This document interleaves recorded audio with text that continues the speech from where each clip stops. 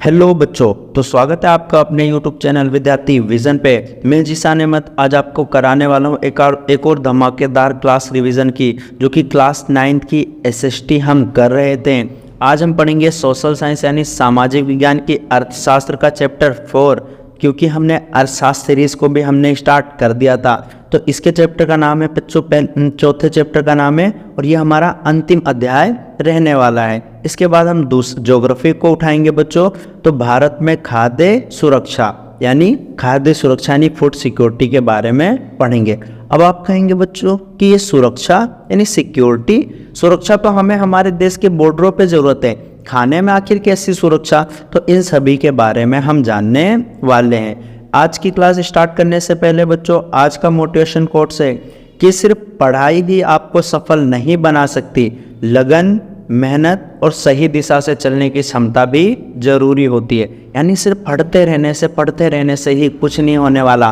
पढ़ाई करने के लिए लगन चाहिए, मेहनत चाहिए और सही दिशा चाहिए बच्चों। सही दिशा का एग्जाम्पल जैसे कि दो व्यक्ति बच्चों फुटबॉल ग्राउंड में यदि फुटबॉल खेलते हैं, तो आपने देखा होगा एक व्यक्ति ऐसा है जो सिर्फ फुटबॉल को लेकर खेल रहा है पूरे ग्राउंड में, उसका कोई लक्ष्य नहीं है, उसका कोई गोल नहीं है, सारा दिन खेलता है बच्चों, सारी रात खेलता है और ऐसे ही सालों साल खेलता रहता है, लेकिन उसका कोई फायदा नहीं है बच्चों, क्योंकि उसे पता ही नहीं है कि उसका गोल पोस्ट कहाँ है। लेकिन एक व्यक्ति क्या करता है, प्लेग्राउंड में खेलता है और खेलने के साथ ही बच्चों उसने अपना क्या कर रखा है, एक लक्ष्य बना रखा है, एक गोल पोस्ट बना रखा है और उसमें गोल करने की कोशिश करता है। एक बार असफल होता है बच्चों, दो बार असफल होता है, असफल होता ही जाता है, लेकिन उसको पता है बच्चों कि इस बार मैंने ऐसी गलती की है तो अगली बार मैं क्या करूं कि मैं असफल ना हूं। ठीक इसी प्रकार से बच्चों आपको करना है,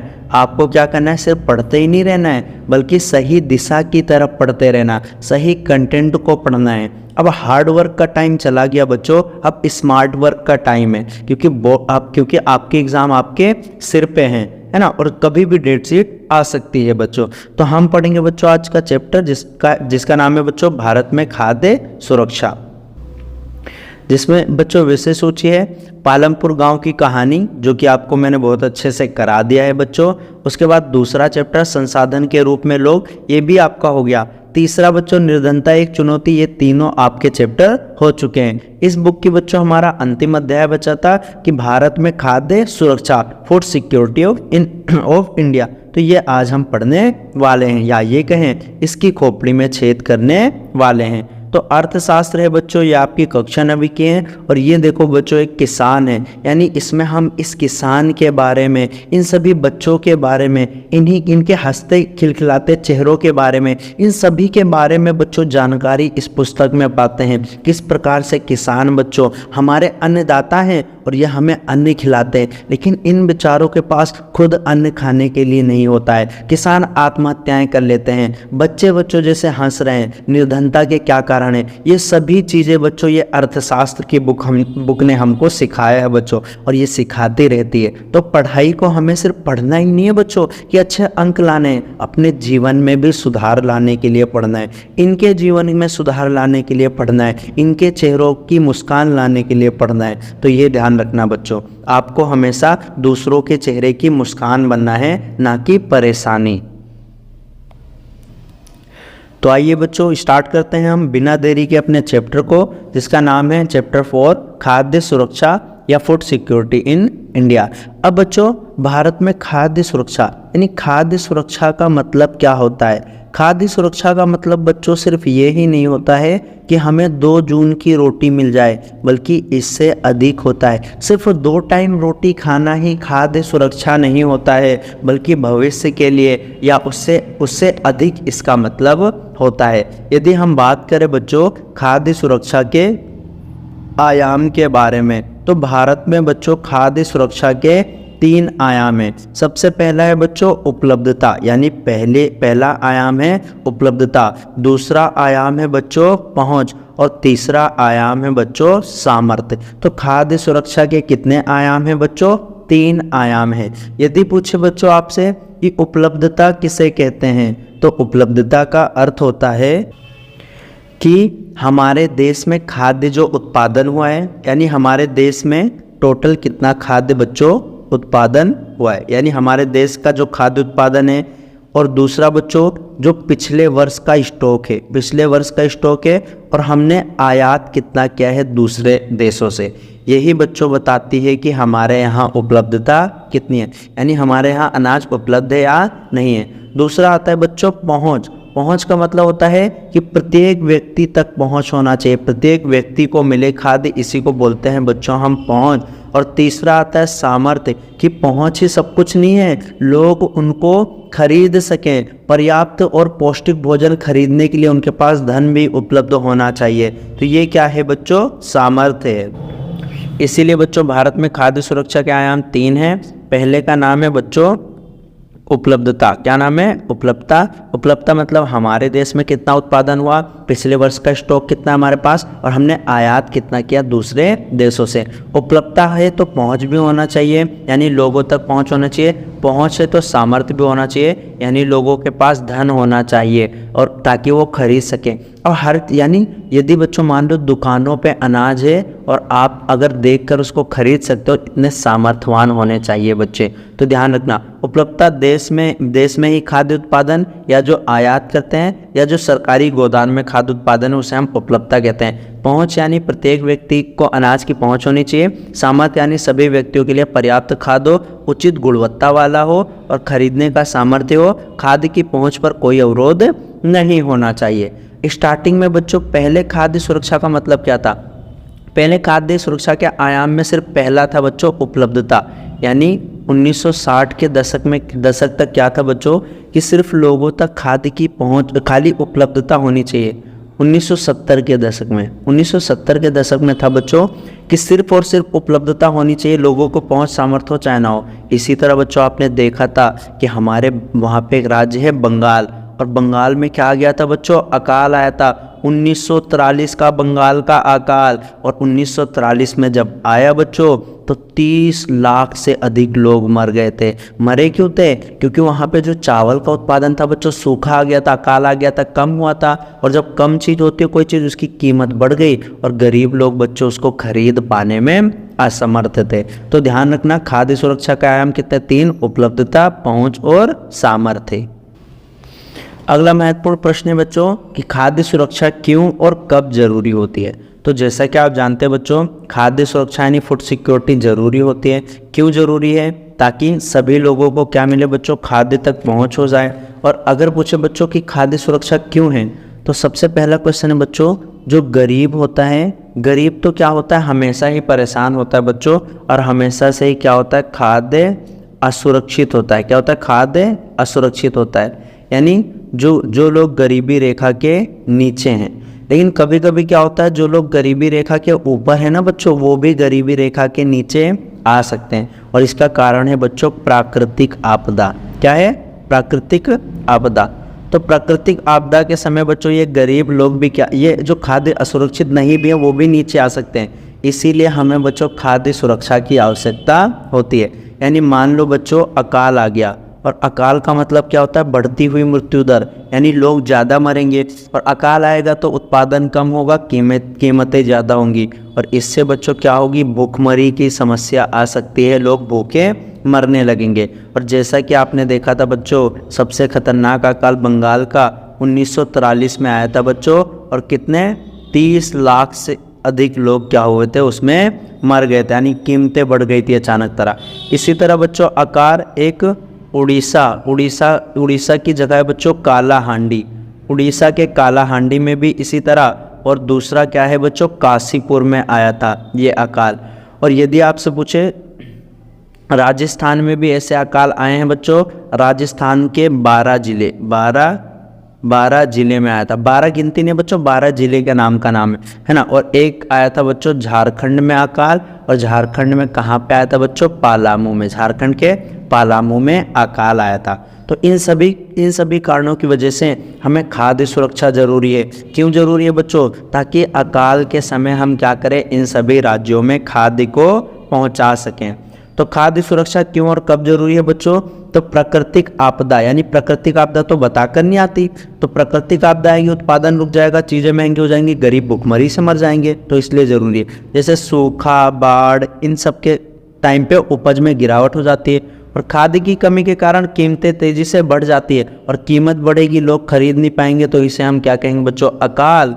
और अकाल से आती है क्या बच्चों, भुखमरी। क्या आती है, भुखमरी। और भुखमरी से क्या होती है, मृत्यु दर बढ़ जाती है, मृत्यु दर बढ़ जाती है ना, जाती है। कीमतें बढ़ने के कारण खाद्य पदार्थों का अधिकांश लोगों तक पहुंच से बाहर हो जाएगा, यानी लोग पहुंच ही नहीं पाएंगे। जैसे बंगाल का अकाल बच्चों 1943 में आया था, 30 लाख लोग मर गए थे।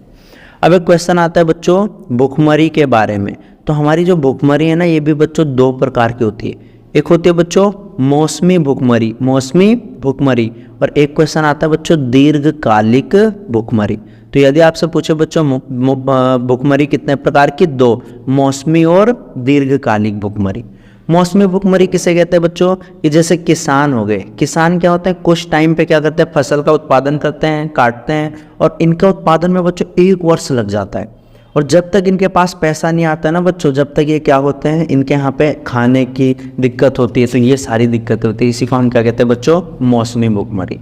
यानी फसल उपजाने और कटने के चक्र से संबंधित होता है। गांव में जो कृषि है वो मौसमी होती है, तो इसलिए मौसमी भुखमरी पाई जाती है। नगर में बच्चों जो अनियमित मजदूर है, जिन बेचारों को काम नहीं मिलता, तो उनको जब काम नहीं मिलता तो भुखमरी के शिकार होते हैं, तो उसे हम मौसमी भुखमरी कहते हैं। दीर्घकालिक भुखमरी बच्चों गरीबी के कारण आता है। इन बेचारों के पास तो खाने के लिए होता ही नहीं लंबे समय तक, और पर्याप्त मात्रा गुणवत्ता का आहार ले ही नहीं पाते, और इनकी आय कैसी होती है बच्चों, निम्न आय होती है, निम्न आय, यानी आय इनकी बहुत कम होती है। तो ये भी ध्यान रखना, भुखमरी कितने प्रकार की, 2, मौसमी और दीर्घकालिक।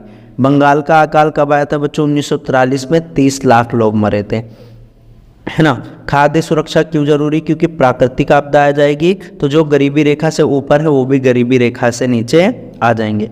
अकाल में क्या होता है, भुखमरी होती है और मृत्यु दर बढ़ जाती है। तो ये बच्चों आपको यहाँ से ध्यान रखना है।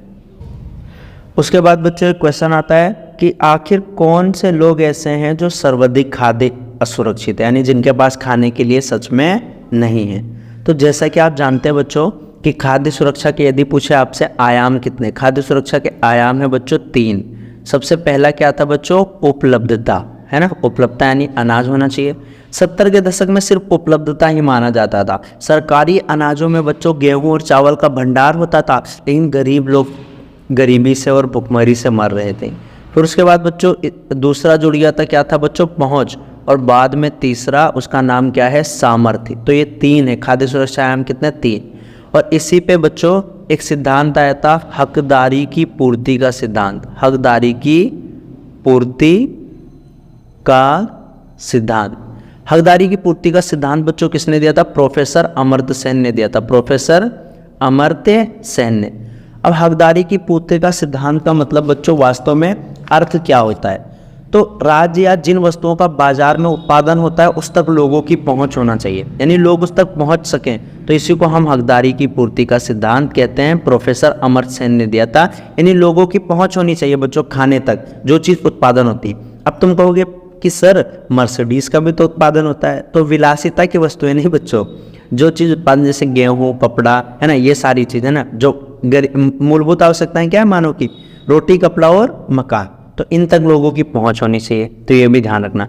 और इसीलिए बच्चों हमारे वहाँ पे एक विश्व खाद्य सम्मेलन हुआ था, विश्व खाद्य सम्मेलन। विश्व खाद्य सम्मेलन अगर पूछे बच्चों कब हुआ था, 1995 में विश्व खाद्य सम्मेलन हुआ था। और इसने कहा था बच्चों व्यक्तिक, पारिवारिक, क्षेत्रीय, राष्ट्रीय और वैश्विक स्तर पे सभी लोगों तक अनाज का पहुंच होना चाहिए। और सबसे मेन मुद्दा था बच्चों निर्धनता में कमी, निर्धनता में कमी लाना था, निर्धनता में कमी लाना था।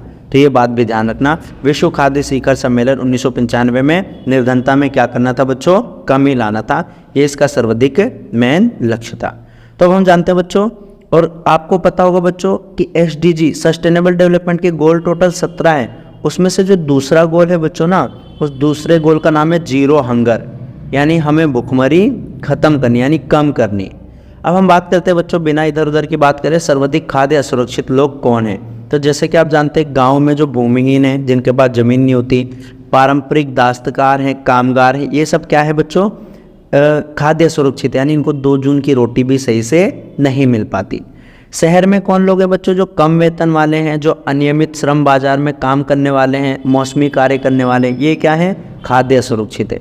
सामाजिक संरचना के अनुसार बच्चों एससी और एसटी यानी अनुसूचित जाति, अनुसूचित जनजाति और पिछड़ी जाति, ये क्या है बच्चों? सर्वाधिक खाद्य असुरक्षित हैं। और अगर पूछे बच्चों तो हमारे वहाँ पे बच्चे प्लस में महिलाएं, और महिलाओं में भी बच्चों गर्भवती महिलाएं, ये भी बहुत असुरक्षित है। एक सर्वेक्षण हुआ था जिसमें बताया था बच्चों ऐसे लोगों की संख्या 11 करोड़ है, यानी 11 करोड़ लोग क्या हैं? सर्वाधिक खाद्य असुरक्षित है बच्चों में। और सबसे ज़्यादा तो कहाँ पर है बच्चों? यूपी में, उसके बाद यूपी, बिहार हो गया, है ना, वेस्ट बंगाल हो गया, छत्तीसगढ़ हो गया, और साथ ही साथ में कहाँ पे? झारखंड में बच्चों, यहाँ पे सबसे ज़्यादा सुरक्षित लोग रहते हैं। बिहार और छत्तीसगढ़ में तो और भी ज़्यादा रहते हैं बच्चों, है ना। यहाँ पे भुखमरी ज़्यादा पाई जाती है। और भुखमरी कितने प्रकार की होती है बच्चों? 2, दीर्घकालिक और मौसमी भुखमरी। तो इन सभी बातों को बच्चों आपको क्या करना है? ध्यान रखना है। तो बच्चों भारत में खाद्य सुरक्षा, अब बच्चों कुछ ऐसे पॉइंट जो कि मैंने स्लाइड में नहीं लिखे लेकिन वो आपके लिए ज़रूरी है, उनके बारे में हम बात कर लेते हैं। तो सबसे पहला ही टॉपिक आता है बच्चों आपका भुखमरी का। और मैंने बताया था भुखमरी बच्चों, भुखमरी कितने प्रकार की है? 2 भुखमरी। पहली भुखमरी का नाम है बच्चों दीर्घकालिक भुखमरी, यानी दीर्घकालिक यानी जो लंबे टाइम पर होती है। और एक आता है बच्चों मौसमी भुखमरी। तो दीर्घकालिक भुखमरी होती है बच्चों, एक है मौसमी भुखमरी। दीर्घकालिक भुखमरी उसे कहते हैं बच्चों कि जब हम खाद्य की मात्रा और गुणवत्ता, यानी बहुत कम गुणवत्ता वाला और बहुत कम मात्रा में जब हम अपर्याप्त खाद्य ग्रहण करते हैं। अपर्याप्त जब हम खाद्य को क्या करते हैं? ग्रहण करते हैं बच्चों, है ना। तो यहाँ पे लिख लेना बच्चों अपर्याप्त, यानी कम अनाज मिलता है। और ऐसा क्यों होता है बच्चों? गरीबी के कारण होता है। और गरीबी की वजह से हमारा आय कैसा होता है? तो निम्न आय होता है। यानी जब हमारे पास साल भर तक, यानी कभी भी खाने के लिए अच्छे से नहीं होता, तो ऐसी भुखमरी को हम क्या कहते हैं बच्चों? दीर्घकालिक कहते हैं। अब एक आता है बच्चों मौसमी भुखमरी। मौसमी भुखमरी का मतलब होता है कि जैसे फसल उपजाने के टाइम पे किसानों को ज़्यादा पैसे की आवश्यकता होती है, काटने के टाइम पे उनके पास पैसा नहीं रहता, यानी कुछ टाइम के लिए जब खाने के लिए पर्याप्त ना हो तो उसे हम क्या कहते हैं? मौसमी भुखमरी कहते हैं। जैसे नगरों में क्या होता है? अनियमित मजदूर होते हैं। अनियमित मजदूर मतलब क्या होता है बच्चों? उनको कुछ टाइम काम मिलता है, कुछ टाइम नहीं मिलता। इसी भुखमरी को बच्चों SDG का सेकेंड गोल है, सस्टेनेबल डेवलपमेंट की ज़ीरो हंगर, यानी हमारे वहाँ भुखमरी तो होनी ही नहीं चाहिए। लेकिन आज भी बच्चों एक वैश्विक भुखमरी सूचकांक आता है। अगर पूछे वैश्विक भुखमरी सूचकांक आता है ना, सूचकांक। और इसमें बच्चों भारत की 121 रैंकिंग में से 107 रैंकिंग है भारत की। तो ये भी आप लिख सकते हो एग्जाम में, आपका बहुत अच्छा क्वेश्चन जाएगा कि वैश्विक भुखमरी सूचकांक में कितने देश है? 121, भारत की कितनी रैंकिंग है बच्चों? 107 है। तो इन सभी भुखमरी से, इन सभी से निपटने के लिए बच्चों भारत सरकार ने क्या किया था? 2 उपाय किए थे। 2 उपाय का मतलब क्या है? नंबर 1 तो एक था बच्चों बफर स्टॉक, यानी भारत सरकार ने क्या किया? बफर स्टॉक बनाया, है ना। बफर स्टॉक मतलब कि अनाजों का क्या करेगी? भंडारण करेगी, यानी भंडार बना लेगी। और इससे पहले बच्चों FCI का फॉर्म होता है बच्चों फूड कॉरपोरेशन ऑफ इंडिया। तो FCI कब बना था बच्चों? 1965, 1965 में बना, 1965 में बना। और इसी के माध्यम से बच्चों एक बफर स्टॉक, पहला बफर स्टॉक चलाया जाता है, यानी अनाजों का भंडारण कर लेते हैं। और दूसरा बच्चों सार्वजनिक वितरण प्रणाली, सार्वजनिक वितरण प्रणाली, यानी सार्वजनिक वितरण प्रणाली के माध्यम से क्या होता है? राशन की दुकानों पे अनाज मुहैया कराया जाता है। इसको बोलते हैं बच्चों PDS, पब्लिक डिस्ट्रीब्यूशन सिस्टम। और ये 1947 में चालू हुई थी बच्चों, है ना। यदि पूछो बच्चों कि PDS का नाम बदलकर RPDS यानी RPDS किया गया था, इसमें सुधार किया गया था, ये 1992 में किया गया था। और बाद में इसी को बच्चों और सुधार कर इसको TPDS बना दिया गया था, ये 1997 में किया था। तो यदि पूछे पीडीएस प्रणाली कब आई थी, पब्लिक डिस्ट्रीब्यूशन सिस्टम यानी सार्वजनिक वितरण प्रणाली, तो आई थी बच्चों 1947 में। इसी को बच्चों आरपीडीएस कब किया गया था, 1992 यानी 1992 में। और इसी को बच्चों टीपीडीएस कब किया गया था, यानी लक्षित समूह कब किया गया था, 1997 में किया गया था। तो ये बच्चों कुछ बातें आपको याद रखनी है। बफर स्टॉक और सार्वजनिक वितरण प्रणाली। एफसीआई यानी फूड कॉर्पोरेशन ऑफ इंडिया कब बना बच्चों, 1965 में बना, ये भी याद करना है। सरकार हर एक गरीबों तक अनाज की पहुंच और सभी को अनाज मिले बच्चों, तो बफर स्टॉक और सार्वजनिक वितरण प्रणाली के माध्यम से ऐसा तय करती है कौन, सरकार। अगला आता है बच्चों कि जो सार्वजनिक वितरण प्रणाली है ना, सार्वजनिक वितरण प्रणाली, उसमें बच्चों सरकार यानी पीडीएस सरकार ने क्या शुरू किया बच्चों, राशन व्यवस्था। यदि पूछा आपसे राशन व्यवस्था कब चालू हुई बच्चों, 1940 के दशक में राशन व्यवस्था चालू हुई। और इसी के माध्यम से सरकार ने उचित दर की दुकानों को खोला था। और बच्चों इन्हीं उचित दर की दुकानों को हम राशन की दुकान कहते हैं। और राशन की दुकान यदि पूछे बच्चों 5.5 लाख राशन की दुकानें हैं हमारे पास अभी वर्तमान में, है ना। और राशन की दुकान पे बच्चों राशन कार्ड के माध्यम से हम अनाज ले सकते हैं। और राशन कार्ड बच्चों 3 प्रकार का है। कितने प्रकार के हैं, 3। सबसे पहले आता है बच्चों अंत्योदय अन्न योजना, इसे बोलते हैं बच्चों अंत्योदय अन्न योजना। ये राशन कार्ड है। सबसे पहले है बच्चों अंत्योदय अन्न योजना, इन इसको बच्चों 25 दिसंबर सन 2000 को जोड़ा गया था। अंत्योदय अन्न योजना कब आई थी बच्चों, 25 दिसंबर 2000 में आई थी। और ये जो निर्धनों में भी जो निर्धन है ना, उनके लिए आया था बच्चों, निर्धनों में भी निर्धन के लिए आया था अंत्योदय अन्न योजना। उसके बाद आता है बच्चों एपीएल यानी जो अबोव पॉवर्टी लाइन है। अबोव पॉवर्टी लाइन यानी मतलब निर्धनता रेखा से ऊपर, निर्धनता रेखा से ऊपर, तो उनको हम बोलते हैं बच्चों एपीएल कार्ड। उसके बाद आते हैं बच्चों बीपीएल कार्ड। बीपीएल कार्ड मतलब निर्धनता रेखा से जो नीचे है, निर्धनता रेखा से जो नीचे, उन्हें हम बोलते हैं बच्चों BPL card, sorry BPL above poverty line. ये यहाँ पे गलत हो गया बच्चों, उसको आपको सही करना है। ये है एपीएल का मतलब होता है अबोव पॉवर्टी लाइन, और यहाँ पे आएगा क्या, बीपीएल का मतलब होता है बिलो पॉवर्टी लाइन।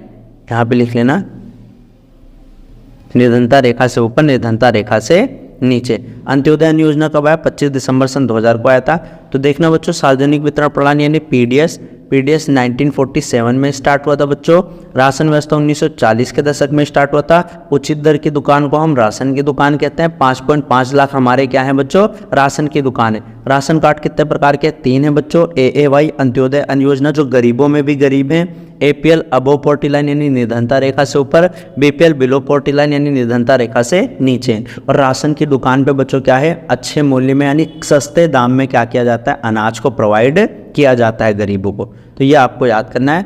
आपके लिए क्वेश्चन है बच्चों एफसीआई कब बना, तो इसको कमेंट कर हमें बताना है। तो जैसा कि मैंने बताया, अगला क्वेश्चन है बच्चों कि भारत में खाद्य सुरक्षा कैसे होती है, यानी किस प्रकार से भारत में खाद्य सुरक्षा किया जाता है। तो जैसा कि आप जानते हैं बच्चों 1960 के दशक में हमारे वहाँ पे क्या आई थी, हरित क्रांति चली थी। यानी हरित क्रांति क्या थी, गेहूं और चावल का उत्पादन बढ़ाना था। किसके लिए आया था बच्चों, गेहूं और चावल के लिए आया था। और बाद में हम खाद्यान्न में आत्मनिर्भर हो गए। और इसी को बच्चों इंदिरा गांधी ने बच्चों हरित क्रांति को क्या कहा था बच्चों, गेहूं क्रांति कहा था। क्या कहा था प्यारे बच्चों, गेहूं क्रांति। इसके बाद ही बच्चों सरकार ने क्या किया था, कई सारी योजना चलाई थी, है ना। सरकार द्वारा तैयार की गई खाद्य सुरक्षा व्यवस्था में 2 चीज़ें थी। 2 चीज़ें मैंने बता दी बच्चों, एक था बफर स्टॉक, क्या था, बफर स्टॉक करना, है ना। और दूसरा था बच्चों पीडीएस यानी सार्वजनिक वितरण प्रणाली। पीडीएस कब आया बच्चों, 1947 में आया था। संशोधन इसमें कब हुआ था, 1992 में। और दोबारा 1997 में टीपीडीएस आया था।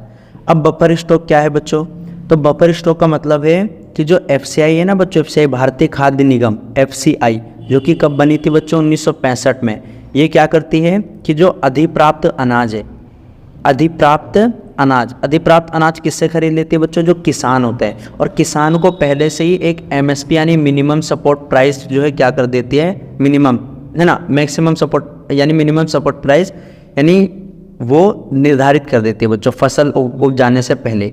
न्यूनतम समर्थित कीमत भी कहा जाता है, एमएसपी मिनिमम सपोर्ट प्राइस, न्यूनतम समर्थन कीमत। तो भारतीय खाद्य निगम क्या करता है, सरकार के द्वारा अधिप्राप्त अनाज का भंडार कर लिया जाता है, यानी जिन किसानों के पास ज़्यादा अनाज होता है उनसे सरकार खरीद लेती है और उनको एमएसपी के माध्यम से खरीदती है। सारे किसान को कहती है कि तुम्हारे पास जो फसल ज़्यादा है वो हमें बेच दो, सबसे पहले तुम मार्केट में बेचो, अगर मार्केट में कोई नहीं ले रहा ना तुम हमारे पास बेचो, हम एमएसपी के मूल्य में तुमसे ले लेंगे। किसानों को पहले से ही घोषित कीमत दे दी जाती है जिसे न्यूनतम समर्थन मूल्य कहते हैं, और समाज के गरीब वर्गों में बाजार कीमत से कम कीमत पर अनाज का वितरण किया जाता है। यानी मान लो बच्चों बाजार में क्या होता है, ज़्यादा प्राइस होता है, लेकिन जो बफर स्टॉक के माध्यम से कम कीमत में दिया जाता है, इसी को निर्गत कीमत कहते हैं बच्चों। क्या कहते हैं? निर्गत कीमत, यानी बाजार कीमत से कम कीमत पर जो मिलता है उसी को हम क्या कहते हैं बच्चों? निर्गत कीमत कहते हैं। अब एक क्वेश्चन आता है बच्चों, आखिर सरकार बफर स्टॉक बनाती क्यों, इसका उद्देश्य क्या है? तो इसका पहला उद्देश्य ये है कि अनाज की कमी, जहाँ पे कमी है, जिन क्षेत्रों में अनाज की कमी वहाँ पे अनाज पहुँचाना है और गरीबों को अनाज देना है। दूसरा, गरीबों को सस्ते दाम पे देना है। सस्ते दाम मतलब बाजार कीमत से कम कीमत पर उनको अनाज देना है, और बाजार कीमत से कम कीमत को हम क्या कहते हैं बच्चों? निर्गत कीमत कहते हैं। और यदि मान लो तीसरा क्या है, अगर मान लो बच्चों खराब मौसम हो गया, यानी मौसम खराब है, मौसम अच्छा नहीं है और उत्पादन नहीं हुआ, तो हमारे पास एक स्टॉक रहता है। जैसे बच्चों कोविड-19 के टाइम पे हमारे पास अनाज जो है अधिप्राप्त था, एफसीआई में भरा पड़ा था अनाज, और इसी के द्वारा बच्चों गरीबों को फ्री में एक नहीं दो यूनिट राशन की दुकानों से हमने क्या किया था, राशन बांटा था। तो इसी को हम कहते हैं बच्चों बफर स्टॉक। बफर स्टॉक मतलब कि कोल्ड स्टोरेज में अनाज को भंडार कर लिया जाता है। किससे खरीदा जाता है बच्चों? किसानों से। और किस प्राइस पे? एमएसपी न्यूनतम समर्थन मूल्य की प्राइस पे खरीदते हैं। उसके बाद आता है बच्चों दूसरा जो सरकार ने किया था, सार्वजनिक वितरण प्रणाली। यदि आपसे पूछे बच्चों राशन व्यवस्था की शुरुआत कब हुई थी, आपके एग्जाम में आता है बच्चों 1940 के दशक में राशन व्यवस्था की शुरुआत हुई थी। पीडीएस का मतलब क्या होता है बच्चों? सार्वजनिक वितरण प्रणाली, पीडीएस। और कब आया था बच्चों? 1947 में। और ये क्यों आया था बच्चों? जो बंगाल में अकाल पड़ा था ना, बंगाल का अकाल याद करो, 1943 में कितने लाख लोग मरे थे बच्चों? 30 लाख लोग। उसी की वजह से सरकार सार्वजनिक वितरण प्रणाली लाई। और भारतीय खाद्य निगम एफसीआई, और एफसीआई कब बना था बच्चों? 1965 में। अधिप्राप्त अनाज को विनियमित राशन की दुकानों को उचित दर की दुकान, यानी जो राशन की दुकान होती है ना बच्चों, राशन की दुकान, और उसका दूसरा नाम क्या है? उचित दर की दुकान। उचित दर की दुकान, यानी राशन की दुकान को बच्चों हम उचित दर की दुकान भी कहते हैं, के माध्यम से समाज के गरीब वर्गों को वितरित करती यानी बांटती है ना। और मैंने बताया था बच्चों कौन कौन सी योजना थी। एक बच्चों एक योजना बाद में भारत सरकार ने स्टार्ट की थी, उसका नाम था अन्नपूर्णा योजना। अन्नपूर्णा योजना, और अन्नपूर्णा योजना में पता है वृद्ध लोगों यानी बुजुर्गों को भी राशन दिया जाने लगा, जिन बुजुर्गों की पेंशन नहीं आती है उनको। तो ये मैंने बच्चों आपको बताया था कि सार्वजनिक वितरण प्रणाली मतलब खाद्य सुरक्षा को करने के लिए बहुत महत्वपूर्ण था, है ना। प्रारंभ में निर्धन और गैर निर्धन, पता है जो सार्वजनिक वितरण प्रणाली थी ना 1947 में जब आई थी, तो ये निर्धन यानी गरीब लोगों के लिए भी था और गैर निर्धन यानी अमीर लोगों के लिए भी था, सबको सेम प्राइस में मिलता था। लेकिन बच्चों आरपी जब 1992 में जब इसमें सुधार हुआ था ना बच्चों, तो आरपीडीएस आया। आरपीडीएस मतलब सुधार हुआ सार्वजनिक वितरण प्रणाली। इसमें निर्धन के लिए, निर्धन और गैर निर्धन के लिए प्राइस अलग अलग कर दिया। गैर निर्धन के लिए क्या किया गया बच्चों? प्राइस अलग अलग कर दिया गया था, यानी अमीर के लिए थोड़ा महंगा मिलेगा, गरीब को सस्ता मिलेगा राशन। तो ये आरपीडीएस आया और स्टार्टिंग में बच्चों 1700 ब्लॉकों में इसको लागू किया गया था सुधार में। बाद में बच्चों 1997 में यानी जब टीपीडीएस आया, टारगेटेड वाला है, तो लक्षित समूहों को देखा गया। लक्षित समूह यानी कौन लोग लक्षित हैं, जैसे मैंने बताया था अंत्योदय अन्न योजना कार्ड आई थी बच्चों 25 दिसंबर सन 2000 में आया था।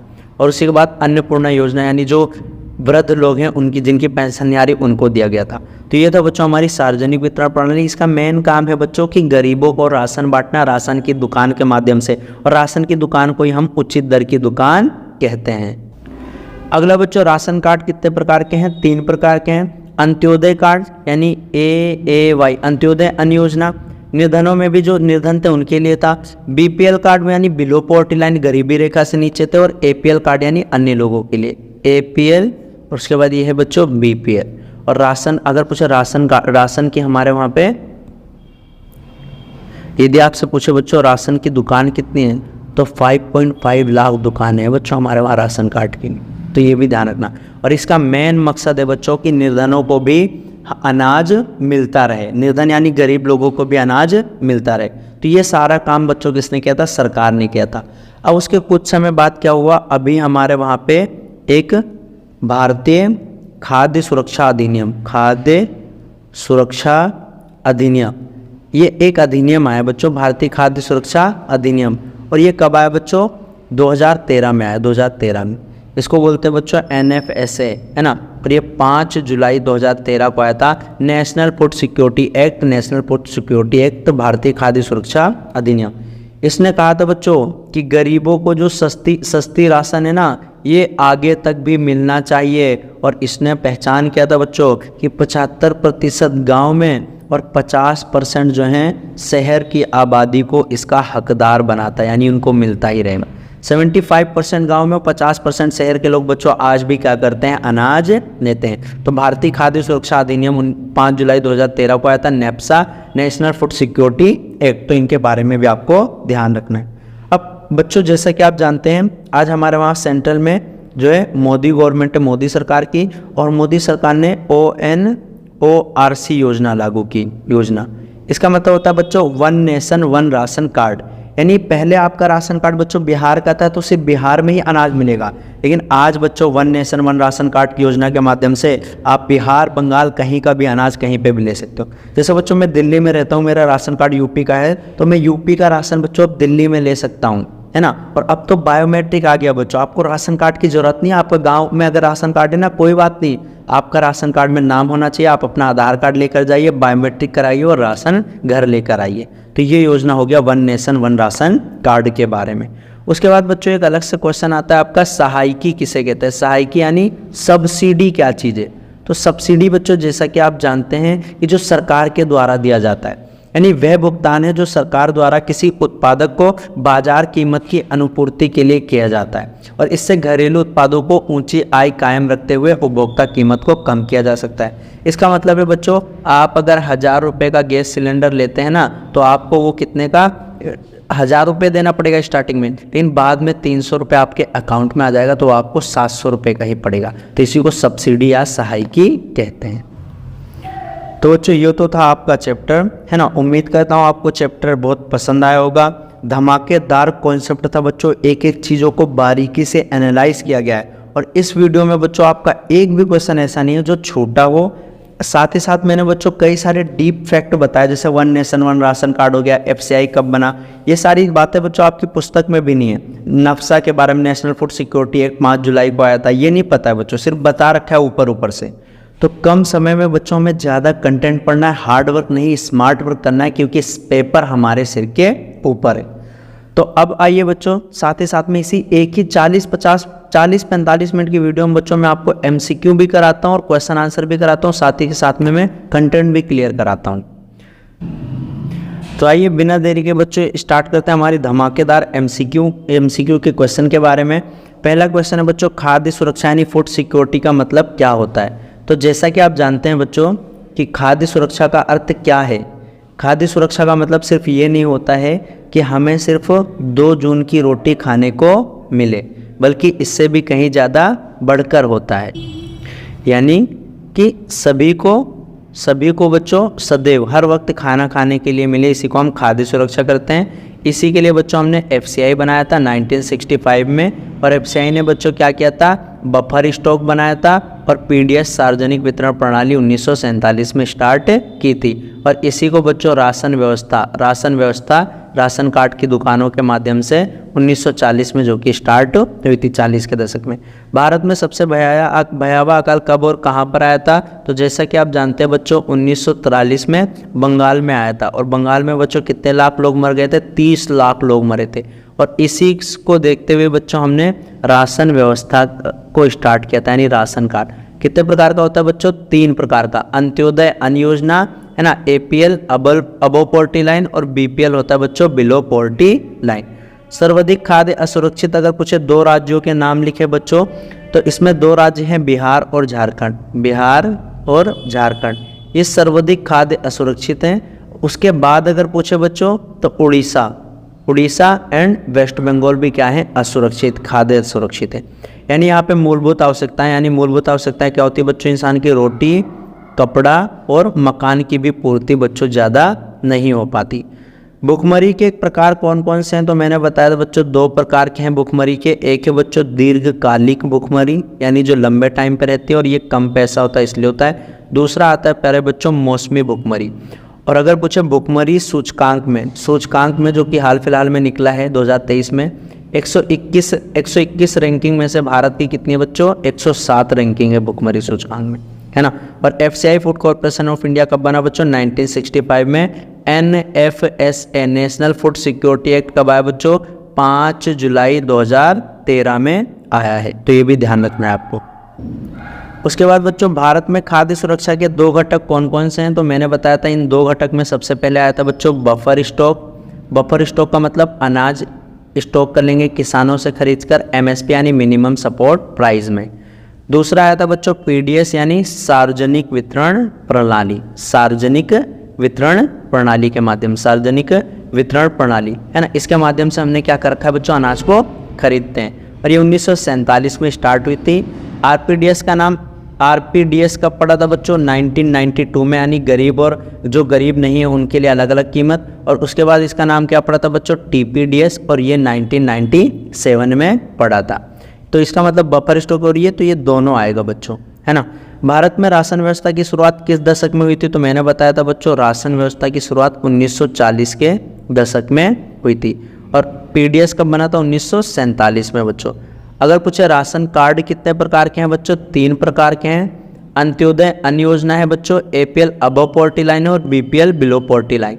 निर्धनता रेखा से नीचे, निर्धनता रेखा से ऊपर, निर्धनों में भी निर्धन। तो इसका आंसर है बच्चों 1940।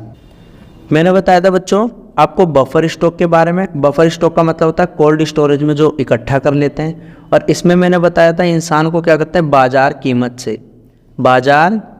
से कम कीमत पर अनाज उपलब्ध कराया जाता है। जैसे मान लो कि सरकार 10 रुपये की खरीदती है ना, तो तुम्हें 2 रुपये का ही बेचेगी, यानी महंगा खरीद कर सस्ता बेचती है सरकार। तो इसी को बच्चों हम निर्गत कीमत कहते हैं। क्या कहते हैं बच्चों, निर्गत कीमत, यानी बाजार कीमत से कम कीमत पे। तो निर्गत मूल्य का अर्थ है खाद्यान्नों का बाजार कीमत से कम होना, अधिक होना, बराबर होना, इनमें से नहीं कम होना। तो निर्गत कीमत क्या होता है बच्चों, कम मूल्य में जो हम बेचते हैं। और अगर आपसे पूछे बच्चों विश्व खाद्य शिखर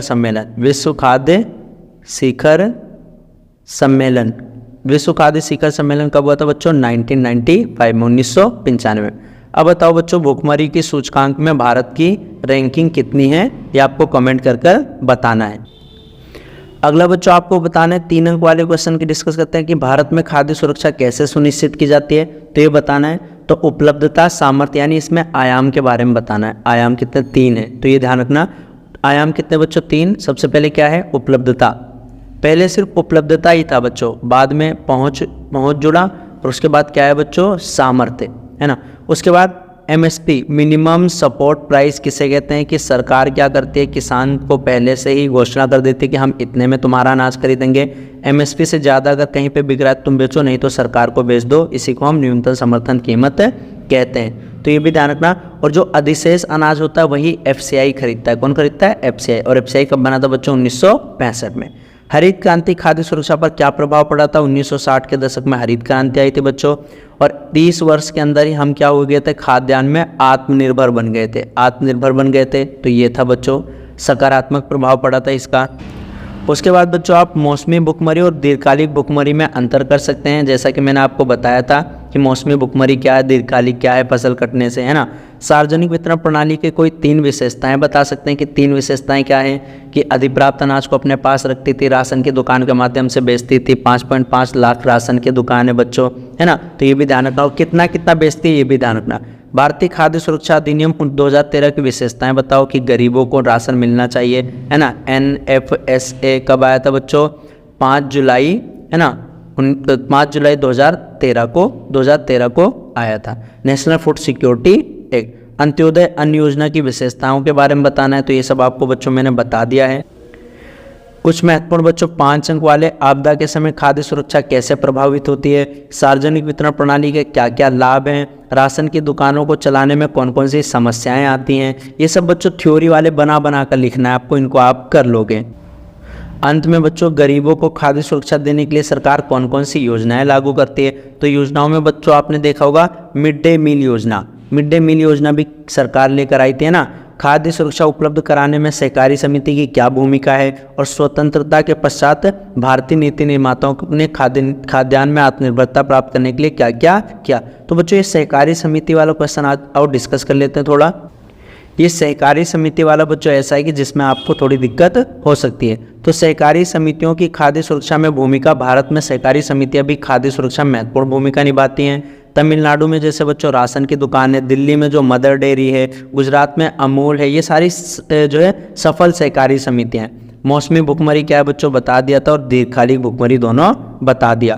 तो ये था बच्चों आपका चैप्टर था जिसमें महत्वपूर्ण क्वेश्चन और एमसीक्यू के बारे में डिस्कस किया है। जो 5 अंक और 3 अंक वाले चैप्टर हैं क्वेश्चन है बच्चों, वो यदि आपको समझ में ना आए तो आप हमसे कमेंट बॉक्स में पूछ सकते हैं। हम आपकी सुविधाओं के लिए बच्चों बिल्कुल फ्री हैं, और आप यदि कमेंट करेंगे पूछेंगे तो हम उसका उत्तर अवश्य आपको देंगे। बस आपका एक काम है बच्चों, इसको पढ़ते रहना, बढ़ते रहना है और लगातार मेहनत करते रहना है। मिलेंगे बच्चों अगली बुक जब स्टार्ट करेंगे हम ज्योग्राफी की, तब तक के लिए जय हिंद बच्चों।